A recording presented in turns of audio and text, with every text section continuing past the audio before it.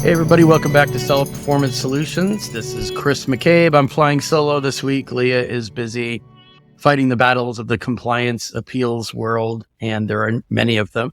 I'm sure we'll have abundant near-term podcasts talking about what Amazon's doing at this time of year. September into October, they tend to do lots of compliance suspensions, listing takedowns to avoid waiting or to avoid having to do those types of takedowns and peak season in Q4, mid-October through mid-November, late November. They do a lot of it now. They do it every year. So there's tons of that. I just want to talk about related account suspensions, which are skyrocketing right now from a variety of angles. I want to talk about the wrong messaging Amazon's sending. Number one, they keep saying that you're violating the multiple account policy, which is not the right template. I've complained about that before. I'll continue to do so. Number two, a lot of people are appealing this with basic plan of action type language, admitting some sort of fault, saying they'll improve things, giving some basic improvement plan points. None of that's what they want. None of that's going to get anywhere other than a generic denial. And then, of course, you don't even get good details from account health on why they've denied it, even though when I see them, it's very clear and very specific. And then lastly, the multiple account policy itself, I understand that a lot of people are told by support reps or account health reps, well, it looks like the annotations say you violated the multiple account policy, or I can see the outbound message to you. It says you violated the multiple account policy. They're not even enforcing the multiple account policy in any meaningful way anymore. We have lots of people hiring us saying we've got Chinese competitors. They've got dozens or hundreds of accounts. We've done a lot of research. We've traced a lot of the evidence back to the same person or group of people is running all of these accounts. These are obvious violations of the multiple account policy. Amazon doesn't take action on those. They find some excuse to ignore it because they don't want to take down dozens or hundreds of Chinese sellers just because of a multiple account policy. So they're already barely enforcing it, which is what makes it so unfortunate that they're sending this incorrect template message over and over and over to sellers who are suspended for related account blocks.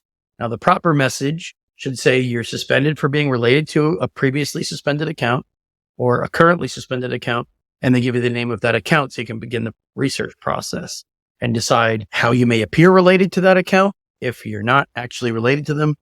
So you can get started on researching a dispute. So you can say, nope, you're wrong. We're not related to those guys. And here's why.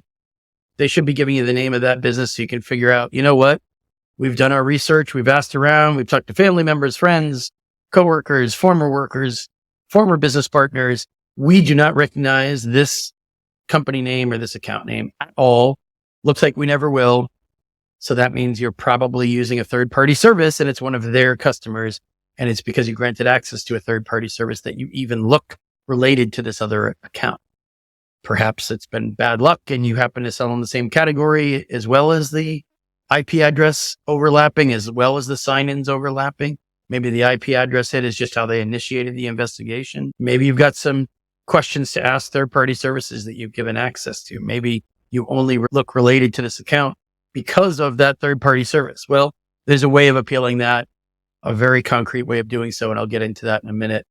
But for the moment, let's begin with why are they sending the wrong message over and over, saying you violated the multiple account policy? And I know this because I've read numerous exchanges between account health or seller support and the sellers contacting us. Usually within a minute, maybe 2 minutes, I can figure out, yeah, this is a related account block.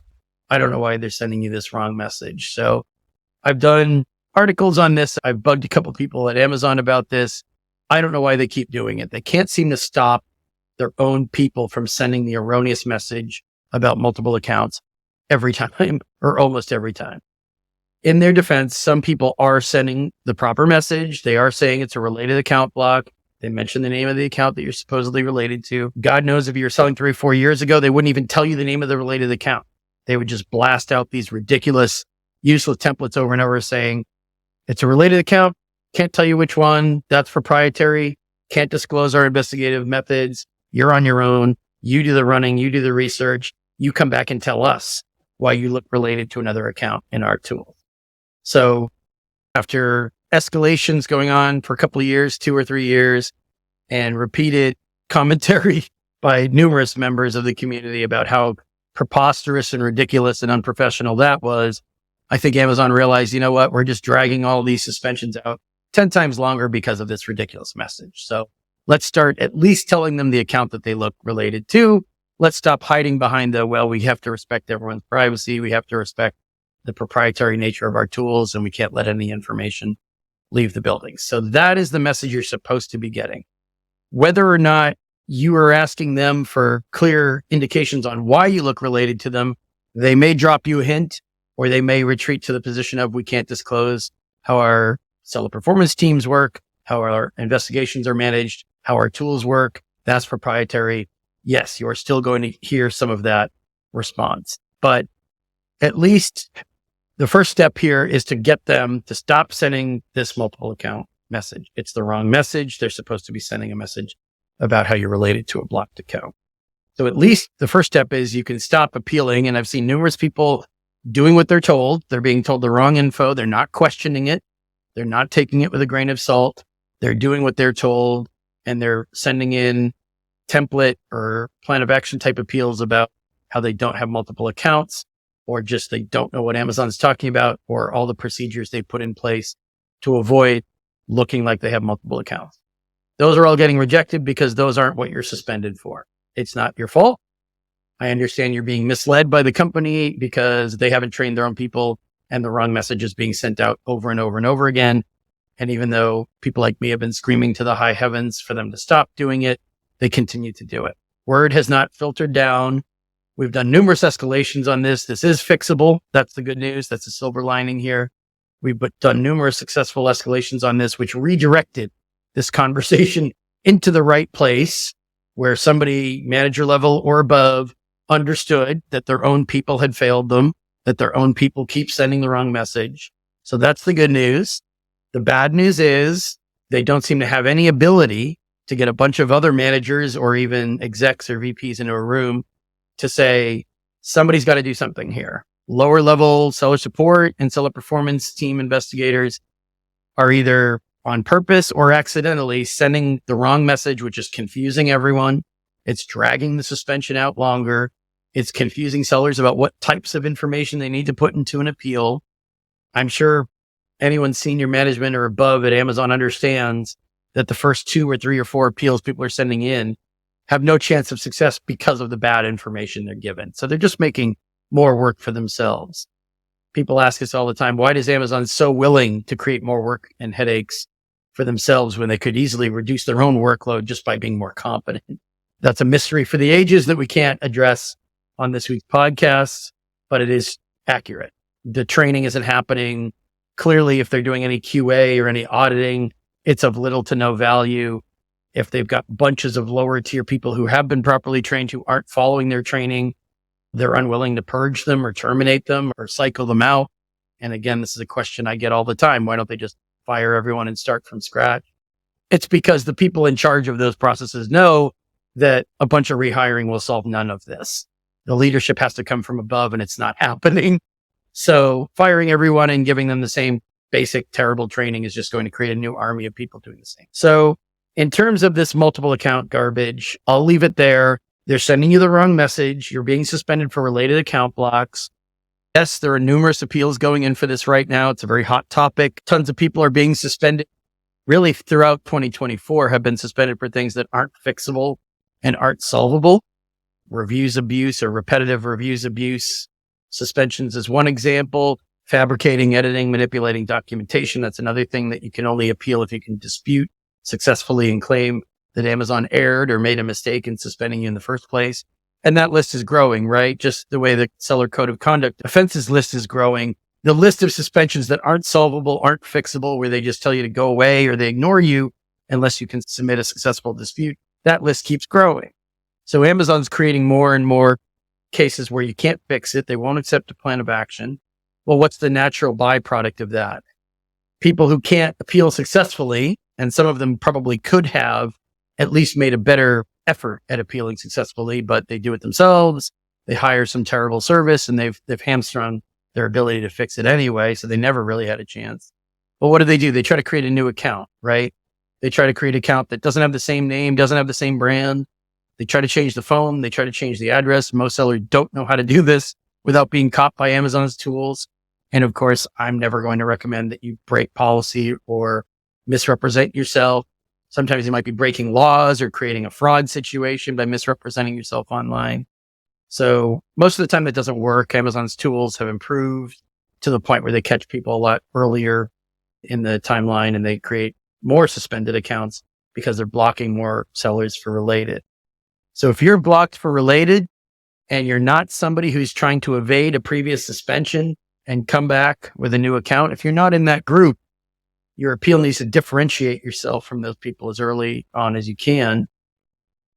But you also need to understand that there are many of you appealing this right now.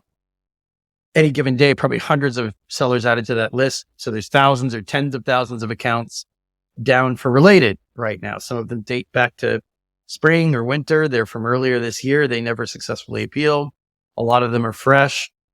But understand that unless you send in a tip-top shape appeal that hits all the right notes and has all the info that they're expecting, and you do that early in the game, not 6th, 7th, 8th appeal, you're probably going to get denied. You're probably going to get ignored. They're going to toss you back on the pile, and you're blending in with all these other people suspended for the same thing. And then take it a step further. If you're sending in the wrong type of appeal, saying we never had multiple accounts, we don't know what you're talking about.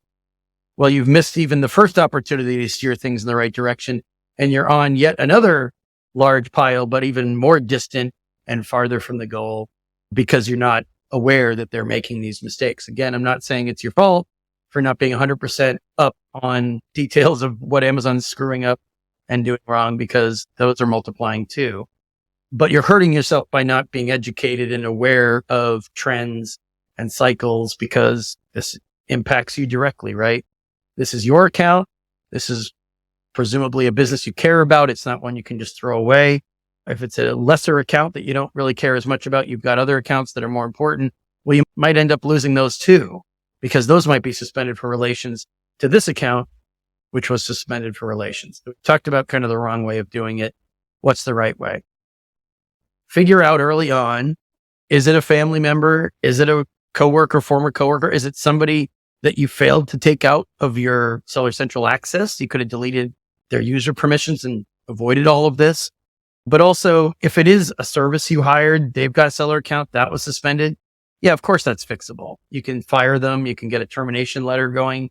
You can explain to Amazon. I mean, certainly don't make these allegations without foundation. But if you find out that this is what it is, your employee or your VA, lots of VAs are sellers. Lots of VAs are related to sellers. Lots of VA relationships create related account blocks. If you find out that that's what it is, then go with it. It's the truth. Probably what Amazon can see on their side too, in some way, shape, or form. Put that termination letter together. Say, okay, definitely we made a mistake here. We didn't ask them if they had a seller account before hiring them or before paying them for services. You should always ask these things. Do you sell yourself? Are you related to anyone who sells themselves? Because if that account goes down and that person's signing into your account every day, or perhaps they manage in-depth operations on your account, maybe they manage your whole account. So they're intimately involved in your business. They're not just signing in every day and checking stuff out. Well, that means that of course you look related to that person or to the related account that they are suspended for being related to, because you are. And it's very difficult to dispute that relationship. Is it unfixable? No. You can remove that person from Seller Central. You can terminate their relationship with you. You can document that. You can date it. You can sign it. Document it for sure, because you can't just say it in an appeal and walk away and expect them to accept it. You need to be meticulous about documentation, whether people are coming in or going out. Obviously, if they're going out, you're terminating the relationship. You're severing all ties because they didn't do what they were supposed to do in terms of assuring you that working with them would not get your account suspended. Hopefully you asked that on the way in. So the way out is termination paperwork. If anyone out there has either been terminated themselves or they've terminated an employee or a service, they know how that works. And of course, for legal reasons, if not Amazon reasons, you need to document all of that. But even beyond that, right? If you're not able to find the answer, well, the least you can do is say, okay, we have to talk to these third-party services that we've got on our account. I've talked to sellers who have sometimes 10, 8, 4, 11 different services accessing their account. If you have no other way of appealing this, you have to remove their access, at least temporarily, and say, in an abundance of caution, we've taken them all off. We weren't able to identify this related account. We did our research. In the future, we've got better vetting practices. We've got better best practices overall. You can lay those out in a bulleted format, but you are going to vet every single person that you hire, that you pay for services, that anyone that touches that account, including current employees, including employees you had before you even sold on Amazon. You're going to make sure that they're not sellers. Maybe that's a condition of employment when you hire people in the future. It might be tough to negotiate that with somebody who's currently employed. But these are the details that matter, not a generic appeal that Amazon's just itching to throw back at you and reject, not off-topic stuff, not this is crazy, I don't know what you're talking about. I understand most sellers suspended for reasons like this that can't see, there's no transparency, they can't see what Amazon's talking about, so they start with a dispute. You're wrong, this is a mistake.